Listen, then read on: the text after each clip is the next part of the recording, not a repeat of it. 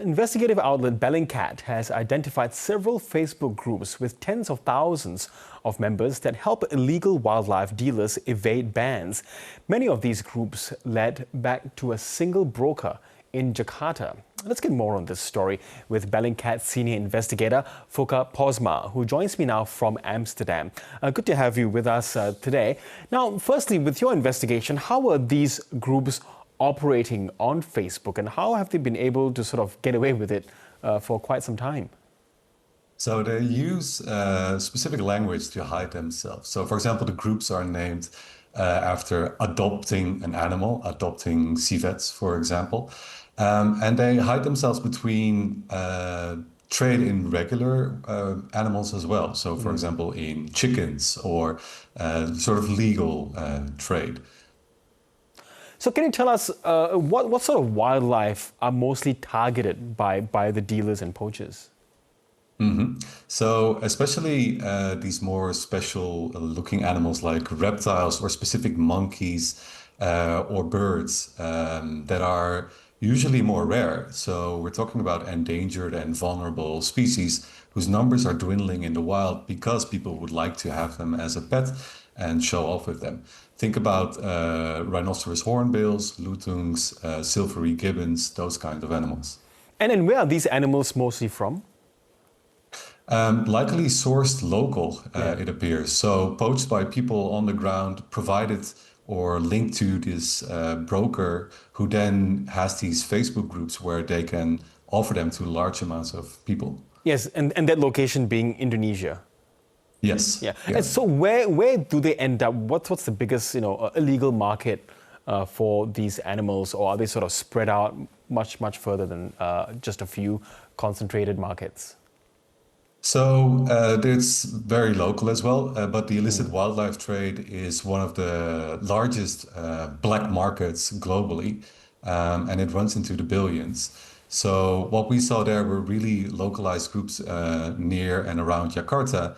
But if you zoom out, these species end up going all over the world through illegal wildlife trade as well. And I was quite interested. You talked about them communicating in codes.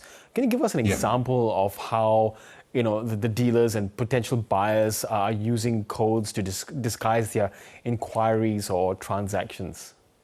Sure, yeah. So they use, rather than talk about specific amounts of money, they will use A1 for a specific amount of rupiah in Indonesia, and A1, A2, B1, B2, and those all resemble specific amounts. And together they show you a price, which you don't write out because then apparently they know that Facebook's algorithm more quickly picks up that you're dealing in illegal wildlife trade.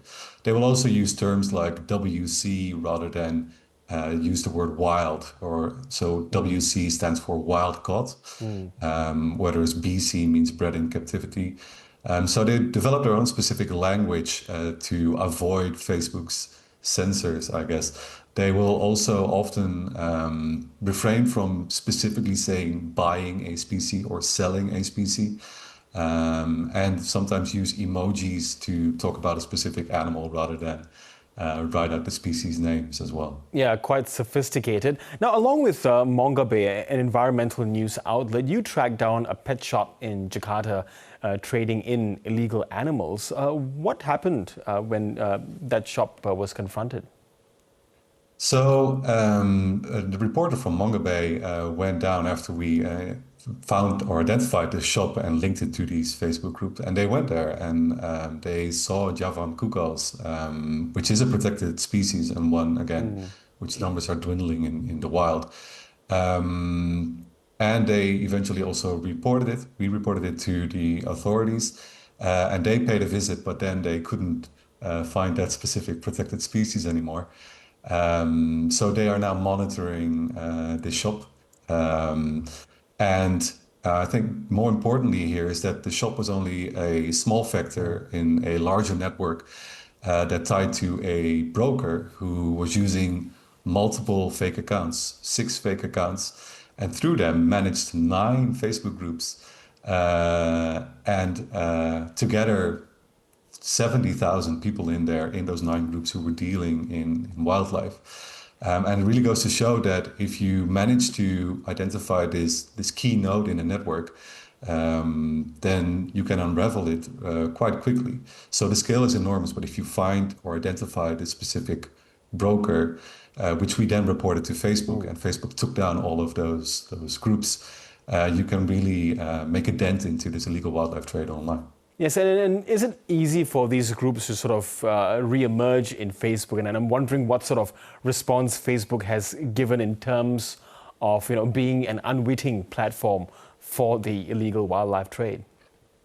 They can always make new accounts and new groups with new phone numbers, but it is difficult to build up a legacy as a seller and to rebuild a community of tens of thousands of people.